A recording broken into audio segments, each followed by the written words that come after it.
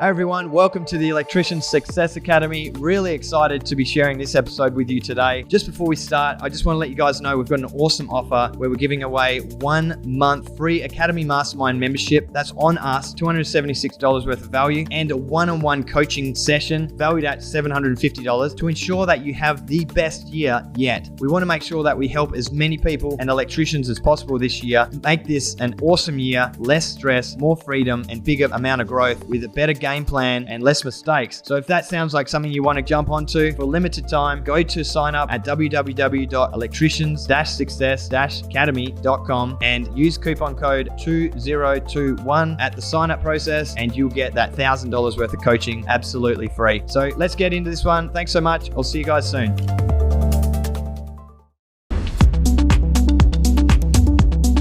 Okay, guys, welcome to today's panel. We're going to talk about the recent changes to the Victorian rental legislation and what that means for us as electrical contractors.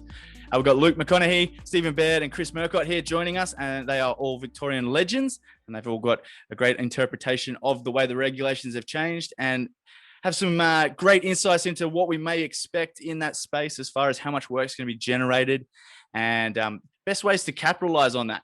Yeah, so I just ran some quick numbers before this session. We've got 857,000 rental properties in Victoria. And if we're estimating an inspection value worth about $400 per property, we're looking at about $342 million worth of work in Victoria, additional work that wasn't being done previously. So it's a massive big pie. And we just got to try and work out what's the best way for us to secure a piece of that pie and to maintain our price point so that we're still profitable in that space. We don't get caught up doing heaps of volume and not making any money out of this situation. So planning before we go to implement is going to be super important. But yeah, I'd love to throw it over to you guys. Does someone want to kick us off with sort of their interpretation of how the regulations have changed? I'll start.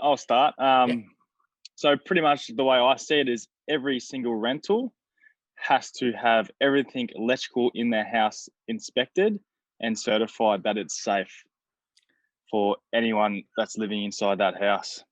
Awesome. And what's the sort of time frame? I think they were looking at, was it every 2 years? Yeah, so every 2 years it has to be inspected by a licensed electrician. Awesome. And I think there's where the confusion and the gray area comes in is like how deep into that inspection do you have to go? Does anyone sort of have some clarity on that? ESV did help with that one on Friday.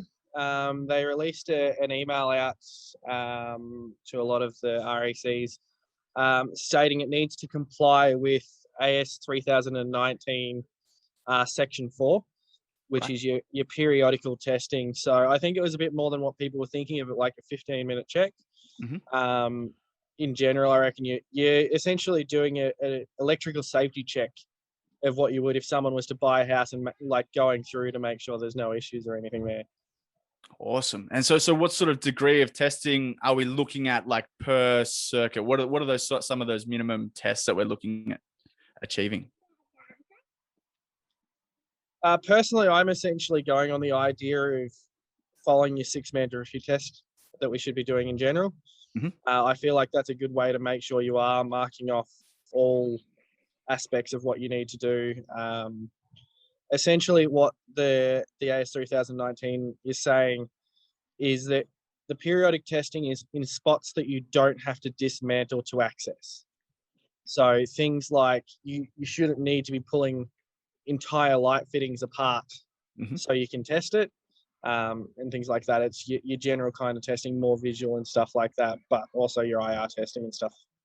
Great.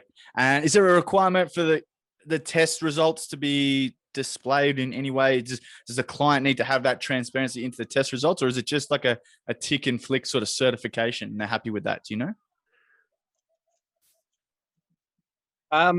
From what I was reading, I saw that it has to be provided to the real estate and then also provided to the tenant within 7 days of the report. All right. Yeah. Okay. So it's got total transparency. It has to be passed on.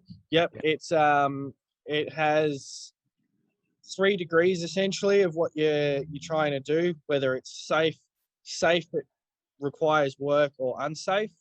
Anything that is urgent, they're essentially saying, well, you should be fixing on site before leaving. And anything that is safe but requires attention should be done within a couple of minutes. Right, that's good. So a little bit like a traffic light system, yeah? Green, yellow, red.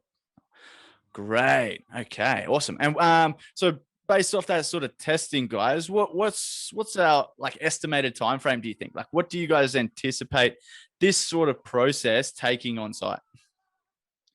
I would say you would allow up to about 3 hours to fully overcheck a standard house. Yep. So anything unstandard would be a distribution board, and anything to do with solar, anything that's been added on to the house, pretty much, I'd say isn't standard. So. Okay, so when we're looking to price these, are you guys looking to do like a base and then some add-on packages based on what the property has entailed? Yeah, I would say you just go off a standard, say a certain amount of PowerPoint, certain amount of lights. You go off a rough figure, and then anything over that you'd have to put towards the real estate and the clients. That it is an extra kind of thing. All right. And so massive amount of opportunities, guys. I think like one of the biggest things that we talk about so often is when you're doing like client acquisition, for example, you have to be super clear on your point of difference. Yeah. So what I see here with like the minimum requirements that ESV is like sort of stipulated in their testing sheet is like, we have an opportunity here to get a really good read on what I would say most of the competition would be doing. Yeah. So like most people are just going to satisfy that minimum standard. Now, in order to create a good point of difference there, perhaps we could like offer a tier above that minimum, obviously at an increased price. But what's to take the price from say 2 to 3 hours worth of labor up to 3 to 4 hours worth of labor to provide a little bit more insight, a little bit more testing, a little bit more value to that client. Now it could be through like a number of different like add-ons or tweaks or something like that, where you could build it into an existing service perhaps. So straight away, my mind goes like to the aircon guys. I know, Steve, you do a lot of aircon. You could build like an aircon service component into your offering, which would then extend the value of the product or service that you're trying to sell to the client, but also increase your efficiency on site if you can compound that time that you're there doing that testing. You can probably add on the smoke alarm as well. So one of the other parts, the Tenancy Act that changed. So the three major ones for trade is the electrical check every 2 years, gas check every 2 years, but smoke alarms now have to be checked annually. So having that same thing in the making sure you are double checking that at the same point in time, rather than having them paying essentially for an additional service to come out and check the smoke alarms when you're already there doing it. Awesome. Okay. And being like cyclical in nature, like this routine maintenance effectively, like every year for the smoke alarms, every 2 years for the like entire electrical installation. Do you guys have any strategies around maintaining and staying on top of that yet? Or are we leaving it up to the real estates? Like, where do we sit there? Do we know? I'm still trying to implement something of that. I think definitely if you've got the ability to do a set and forget kind of thing and you have a record of it, I feel like it's a great thing. It takes the stress off the landlords to sit there and have to be chasing around people and going, oh, have you done this? Have you not? To just, have that set and forget, we'll come out and do it. In 2 years' time, we'll contact you to confirm that we're coming back out to do the next one, so on and so forth. Yeah, I'd probably do the same thing. As soon as you've done one house this year, I would set a timer for 2 years' time to remind the real estate that, hey, look, this house is up at this 2 years. So that's what I'd do as well.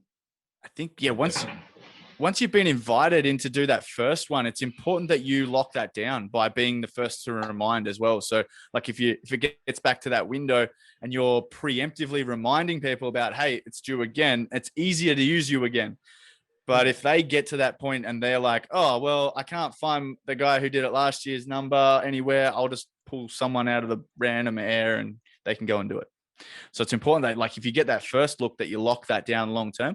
So if you don't have like the structure of a job management system that can create those recurring jobs, another really like simple and easy way is just an Excel spreadsheet.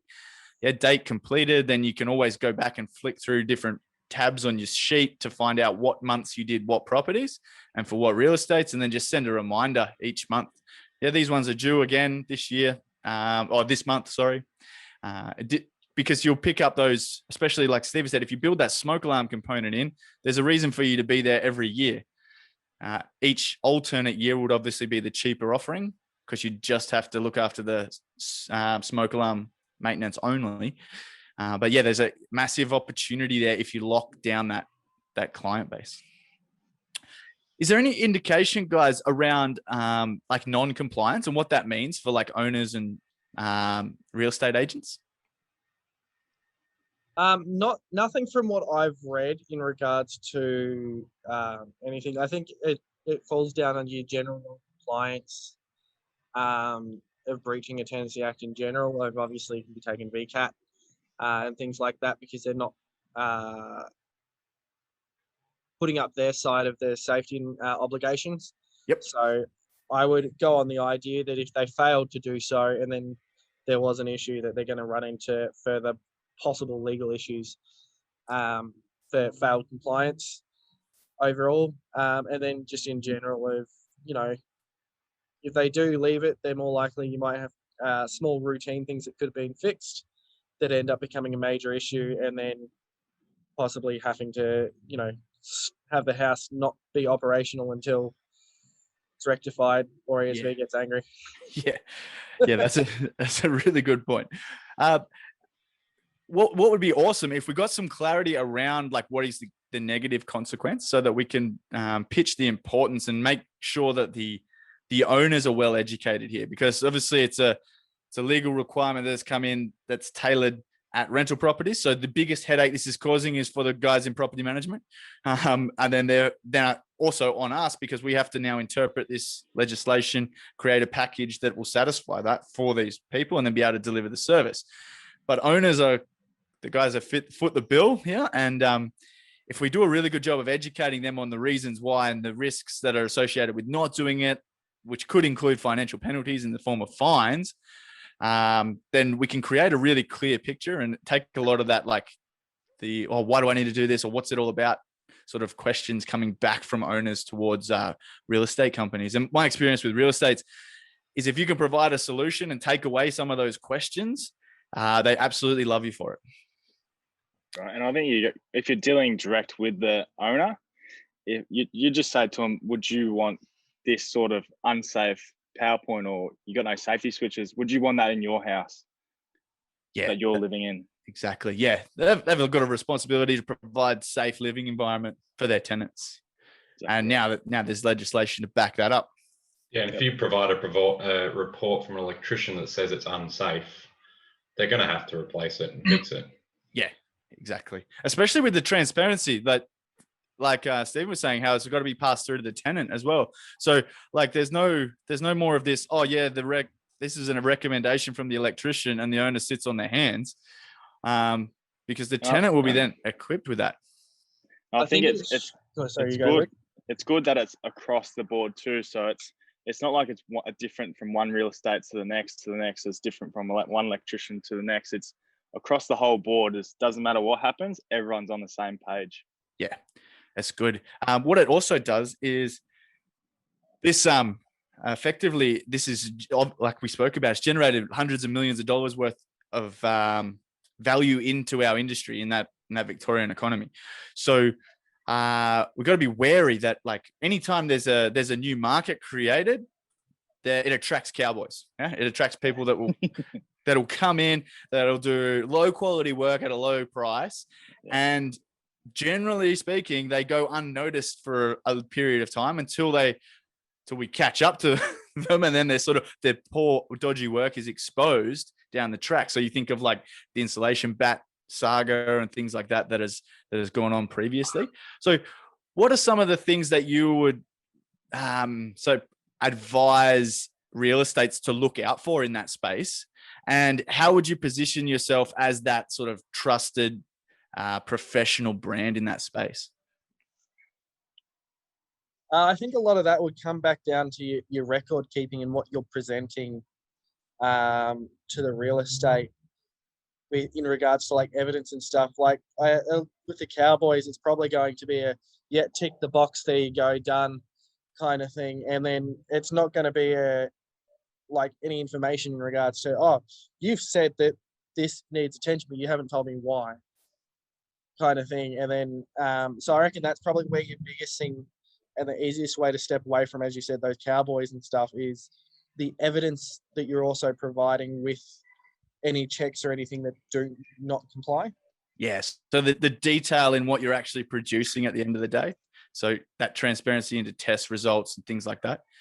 One other little thing that might be a little bit of a red flag for people to look out for is if supplying the test results is mandatory as part of this testing and they consistently see the same test results coming through without any variation, then it's sort of like, what are they testing it, or are they just plugging the numbers in the box and just going, yep, safe. So they're the sorts of little things I'd try and educate property managers on to be wary, because I'm sure they don't want to be the ones that end up using the Cowboys, get a shoddy service, and then end up having to overhaul their whole system in a couple of years' time when it all falls apart. So there's a massive amount of confusion at the moment because no one really has got through that first phase, that implementation phase yet. So there's a lot of property managers scratching their head going, well, what do I need to do? Who do I need to do it? And naturally, like, the Cowboys will be in that space as well. So if we can, as part of our presentation or the way we pitch our service, if we can give them some tools and tips and techniques to actually help them decipher what the Cowboys might be offering versus like the reputable brands and the reputable sources, then that'll just help establish and secure a bigger piece of that pie for the legitimate guys. And obviously price would come into that as well. Yeah. So if the pricing is ridiculously low, then you've got to ask the question of where are they taking the shortcuts? Yeah. In any form of testing and verification reporting, the price is directly related to the time spent on site. Yeah. So if there's a cheaper price, then they're doing things faster. And if they're doing things incredibly fast, they could be rushing, they could be leaving things off, they could be taking shortcuts. So if we're super transparent in the way we pitch that to our clients, and they can appreciate the time, effort, and process that goes into the proper testing, then it can go a long way to justifying that price that we're offering at. Awesome. All right.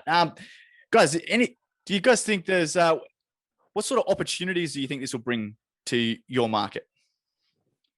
You've got a lot of chances. Do you want to go first, Luke? You go, mate. I find that you're probably going to have a lot of chances to not necessarily, how do you word this? Push changes and stuff, because officially it needs to verify as per the time of the install, minus a few things. So one of the things in AS 3019, it does stipulate that we used to have bonded earths for our pipes, and it's now formally recognized that we should be trying to push to get that upgraded to earth stakes and things like that. So on one side, you've got the benefits of those things that are changes that are being said, you have to do this, but it's also giving us access into properties and stuff to be able to see where there are other issues that at the time may have complied, but now aren't necessarily up to the best standards, such as our standards with safety switches and stuff like that. And then being able to offer those additional services to get those houses safer for the tenants. Great. Yeah. And Luke, what were you going to say? I find there's a few areas where I live in Geelong that are very, very old. So a lot of the houses haven't been rewired, all original PowerPoint switches, boards all original. So it's opportunities to go through and just upsell. There's going to be plenty of opportunity to upsell rewires and switchboard upgrades. And I don't think it has been mentioned yet, but coming in next year is a regulation on the safety switches have to be installed in every switchboard. So that's going to be another addition to the safety checks as well. So it's a good opportunity. Yeah, good opportunity now to say to your real estates and your clients that I'm across it. This is what's going to come in. There's going to be a lot of influx of shit sparkies undercutting people. So it's a good opportunity to go now upgrade everything now before you get a lot of cowboys getting wind of what's coming. Great. Yeah. I think that's super important, that you offer that proactive approach. Like, yeah, let's do it now. It's not a minimum requirement until next year, but I'm going there now. Let's bring it up, or at least alert them to, hey, next year we're going to be up for something in this vicinity to bring this property in line with that regulation. I would advise doing it now because, yeah, the market, everyone is going to need this done. It's going to stretch the resources, going to drive prices up, supply and demand. So the opportunity is there to look after your existing client base really well. Another opportunity is like right now is to get aggressive in your client acquisitions. If you could pick up another couple of real estates now, then moving into that mandatory period next year, there's a massive amount of value that will come once that regulation ticks over as well. Exactly right. I talked to 2 real estates on the weekend, and they're both wanting to see what we're all about. So it's all just putting yourself out there and just knowing what you're talking about and showing that value. Yeah, the first step to that is, firstly, you guys have to understand and be able to regurgitate the legislation in a way that property managers are going to appreciate and be able to consume, not just like read it off the piece of paper, because Exactly right. that doesn't make any sense to anyone. And my understanding is there'd be property managers all over Victoria just aching for someone to come in and just explain it all and provide a solution, because there's so much confusion around it all. And Chris, I think they don't want the stress either. I know a few of them are like, we don't want to worry about it. We just want you to do the job, do it properly, and then we'll just keep on going, kind of thing. So, yeah. Brilliant. Chris, I'd love to hear what sort of opportunities do you see in the space with this new legislation? Yeah, definitely switchboards. I think there'll be a lot to do with switchboards, and with the new regulations coming in, I think it has to be done by 2023. Right. Yep. So it's a good opportunity to upgrade and upsell switchboards. I think there'll be a lot of broken switches and PowerPoints and little things like that. I think providing in your report on top with some photos to the agent that can pass on. Yeah. Then they can physically say, oh, that's broken. Let's get it done. Things like that. Yeah. Awesome. Smoke alarms too. I think that will pick up a few of them. Just check the date. If it's if it's more than 10 years old, has to be replaced. Yeah, because it hasn't been done before as well. Like this level of maintenance hasn't been done. The first couple of years are going to be pretty powerful. Then as those properties get brought up to the standard, the testing, you may need to even reevaluate your testing where your price point sits there, because there'll be less to complete in a way, because the properties would have been brought up to that minimum standard. Most of them. Obviously, there'll be private dwellings that then go into becoming investment properties for the first time, and that would need to be brought up to that standard as well. So, yeah, massive opportunity, guys. Do you guys see any sort of, what sort of challenges do you guys foresee in the future around like this process and what might come of it? I think your pricing is going to be a big pushback, especially for a lot of the mum and dad kind of investors who are going to sit there and like, oh, I've got this, and now they're suddenly having this output of. They're all going to push for the cheapest price. Yeah, I reckon you're going to find a lot that are there, and then when there are issues that occur, your biggest pushback's going to be, oh, I want to get some other quotes as well to try to suddenly then go for the lowest cost that's there. And I think, I find that, especially if you've got really good relationships with your real estates, you only find a handful of people push back on price. If you're selling the product at a good value and they can see the value, I find people don't push back. Some people do, but if you're selling the same product and same every single time, the real estates will do the work for you. They will talk to the owners and whatnot, and they'll say, look, this is the guy we use. We trust him. His prices are his price because he does a really good job. The other thing is equipping the property managers to have that discussion. Like, give them the ammunition that they need to actually deliver that to their owners. Correctly. So if we need to provide like a little brochure or something on like the level of testing, what it means and what it does, just to give them that tool that enables them to have that dialogue with the owners, then that'd go a long way as well. Because the biggest thing for the property managers is like they'll look after, the primary job is to look after their owner. Yeah. So in that space, they would love to use you, but make it easy for them to use you as well. So help them out as much as you can by giving them that resource that they can use to convince all of their owners, like easily as well. And I think that's one of the another way of providing that value is showing people that you are there to look after their property. For instance, I've known of several places where there is that breakup of communication from one. So you might have a person who's passed on comments like, "Oh, the dimmer's not really working. I'm not too fast," and then it just never gets passed on to the landlord, and it's all dealt with through the real estate.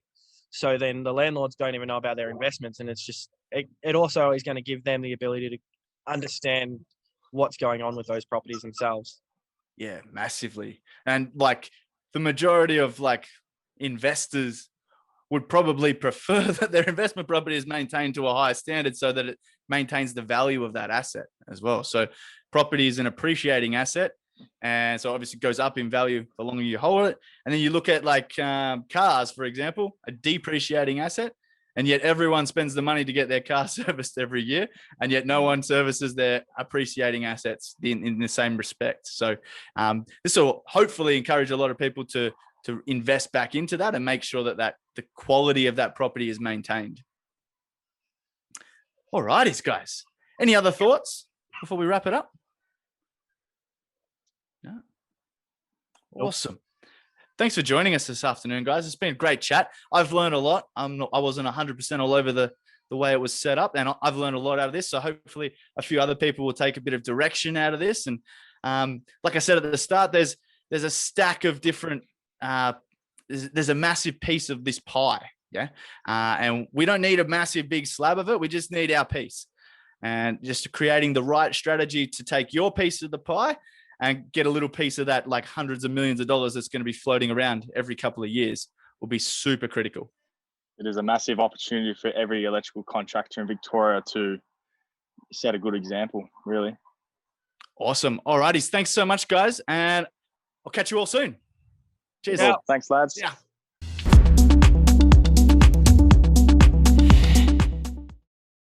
I just want to let you guys know we've got an awesome offer where we're giving away 1 month free Academy Mastermind membership. That's on us, $276 worth of value, and a one-on-one coaching session valued at $750 to ensure that you have the best year yet. We want to make sure that we help as many people and electricians as possible this year, make this an awesome year, less stress, more freedom, and bigger amount of growth with a better game plan and less mistakes. So if that sounds like something you want to jump onto for a limited time, go to sign up at www.electricians-success-academy.com and use coupon code 2021 at the sign up process, and you'll get that $1,000 worth of coaching absolutely free. Thanks so much. I'll see you guys soon.